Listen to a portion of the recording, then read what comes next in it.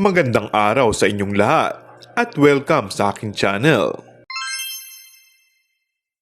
Kinumpirma ni Jiro Manyo na inalok siya ni Coco Martin na mag-guest sa ABS-CBN teleseryeng Batang Quiapo pero tinanggihan niya muna ito.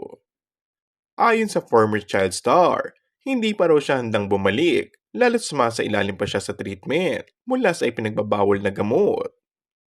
Ayaw rin daw niyang maulit yung nagawa niya pagkakamali noon sa Tayong Dalawa, kung saan bigla na lang siyang di sumipot sa taping at inalis na lang ang kanyang karakter sa istorya. Kasunod ng pagkakatanggal sa kanya sa serye, binitawan din siya ng Star Magic bilang talent. Ang kwento ng 33 years old na aktor. Nagkausap kami ni Coco sa Inding Indie Festival. Sabi niya, kung okay na ako, sabihan ko raw siya.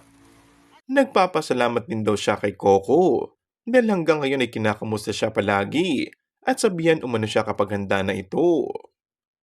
Marami raw nag-uudyok sa kanyang maging aktibo ulit sa showbiz, pero alam niyang dapat munang ayusin ang sarili bago sumabak ulit sa trabaho.